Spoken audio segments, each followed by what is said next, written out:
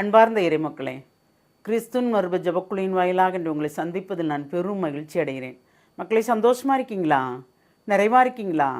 மகிழ்ச்சியாக இருக்கீங்களா? மன அமைதியாக இருக்கீங்களா? மாத கடையேதில் நிற்கிறோமா இல்லையா? ஒவ்வொரு நாளும் ஒவ்வொரு விதமான ஆசீர்வாதத்தை தருகிறார். இந்த மாதம் முழுமைக்கும் நம்மளை கண்ணுக்குள் வைத்து பாதுகாத்தாரே, அதற்கு நன்றி சொல்ல வேண்டுமல்லவா? ஆம், ஏனென்றால் மாத கடைசியில் இருக்கிறோம்.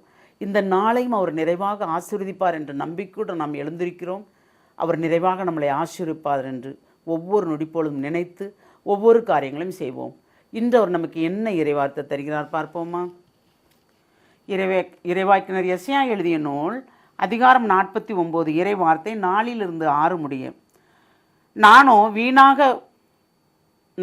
வீணாக நான் உழைத்தேன், வெறுமையாகவும் பயனின்றும் என் ஆற்றலை செலவழித்தேன். ஆயினும் எனக்குரிய நீதி ஆண்டவரிடம் உள்ளது, என் பணிக்கான பரிசு என் கடவுளிடம் இருக்கிறது என்றேன். யாக்கோப்பை தம்மிடம் கொண்டரவும் சிதறுண்ட இஸ்ராயலை ஒன்று திரட்டவும் கற்பை இருந்த ஆண்டவர் என்னை தம் ஊழியனாக உருவாக்கினார். ஆண்டோர் பார்வையில் நான் மதிப்பு பெற்றவன், என் கடவுளே என் ஆற்றல். அவர் இப்பொழுது உரைக்கிறார். அவர் கூறுவது, யாக்கோப்பின் குலங்களை நிலைநிறுத்துவதற்கும் இஸ்ராயல் காக்கப்பட்டோரை திருப்பி கொண்டுவதற்கும் நீ என் ஊழியனாக இருப்பது எளிதன்றோ? உலகம் முழுவதும் என் மீட்பை அடைவதற்கு நான் உன்னை பிற இனத்தாருக்கு ஒளியாகவும் ஏற்படுத்துவேன். Praise the Lord. ஒவ்வொருவரையும் அழைக்கிறார் என்றால் ஒவ்வொருத்தருக்கும் ஒரு அழைப்பு, ஒவ்வொரு பணி இருக்கிறது இல்லையா? ஒவ்வொருவருக்கும் ஒரு கொடை கொடுக்கிறார். யார் என்ன செய்ய வேண்டும் என்பதை நமக்கு தெளிவுபடுத்துகிறார். எனக்கு இறைவார்த்தையை உங்களுக்கு தெளிவுபடுத்துவதற்கோ இந்த நற்செய்தி பணியை செய்வதற்கோ தந்தார் என்றால் உங்களை இதை ஆற்றுப்படுத்துவதற்கோ உங்களுக்கு ஒவ்வொரு விதமான ஆசிரை தந்து உங்களை வழி நடத்துகிறார். அப்போ அந்த வழிநடத்துதல் யார் நடத்துகிறார்? இறைவன் தான் நடத்துகிறார். நாம் என்ன நினைக்கிறோம்? நாம் வீணாக இருக்கிறோமோ, வீணாக உழைக்கிறோமோ, எப்பயின்றி இருக்கிறோமோ என்று நினைக்கிறோம். இல்லை. ஆனாலும் நமக்குரிய பரிசு எங்கே இருக்குது? இறைவன்கிட்ட இருக்கு, மனிதர்கிட்ட அல்ல. ஏனால் நாம் துன்பத்துக்கு மத்தியில் தான் எழுந்து வருகிறோம். துயரத்துக்கு மத்தியில் தான் பிறரை ஆற்றுப்படுத்துகிறோம்.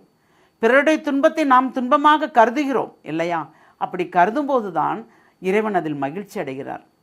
அப்போ நம்ம ஏன் வீணாக உழைச்சேன்னு சொல்கிறோம்? அடிக்கடி சொல்கிற வார்த்தை நான்லாம் அதுதான். நான் இருப்பது வீணோ, நான் வீணாக ஓடுறணும் அப்படின்னு. ஆனால் அவர் என்ன சொல்கிறாரு? ஏன் அப்படி பேசுகிறா, ஏன் அப்படி நீ நினைக்கிற அப்படின்னு சொல்கிறாரு நம்மகிட்ட. ஏனென்றால் அவரோடு நாம் இருக்கும்போது அந்த எண்ணங்கள் நமக்கு வரக்கூடாது. ஏனென்றால் நாம் வீணாகவும் ஓடவில்லை, வீணாகவும் உழைக்கவில்லை, வெறுமையாகவும் இருக்கவில்லை. ஏனென்றால் அவர் பணிக்காக அழைத்தார். உங்களையும் என்னையும் அழைத்தவர். அவரே நம்மளை நிறைவுபடுத்துவார், நிறைவாக வழிநடத்துவார், நிறைவாக வாழ வைப்பார். அந்த நம்பிக்கையோடு நாம் இருக்கும்போது எல்லாமே நமக்கு நிறைவாக கிடைக்கும். கிடைக்குமா? கிடைக்காதா? கிடைக்கும். ஏனென்றால் அழைத்தவர் ரொம்ப பெரியவர். அவர் நம்மளை நிறைவாக பாதுகாத்து நம்மளை நிறைவாக வழி நடத்துகிறார். எது எது தேவையோ அதை அனைத்தும் நமக்கு அவர் செய்கிறார் இல்லையா? ஏனென்றால் ஒவ்வொருவரையும் யார் யார் எந்தெந்த ஆன்மா இறைவனுக்கு தேவையோ அந்தந்த ஆன்மாக்களை மீட்டு அவரிடம் கொடுப்பதுதான் நாம் அவருக்கு செய்ய வேண்டிய பெரிய காரியம். செய்கிறோமா? என்ன பணி செய்கிறோம்? இறைவனுக்கு எந்த நிலையில் இருக்கிறோம்? இதுவரைக்கும் நீங்கள் உணராததை இப்பொழுது நீங்கள் உணரும்படி ஆண்டவர் உங்களை அழைக்கிறார். நான் உனக்கு என்ன பணி கொடுத்தேன், அதை நீ செய்கிறாயா? உன் குடும்பத்திலிருந்து, நம் குடும்பத்திலிருந்தே அந்த பணியை ஆரம்பிக்கிறோமா? வெளியேயும் செய்கிறோமா?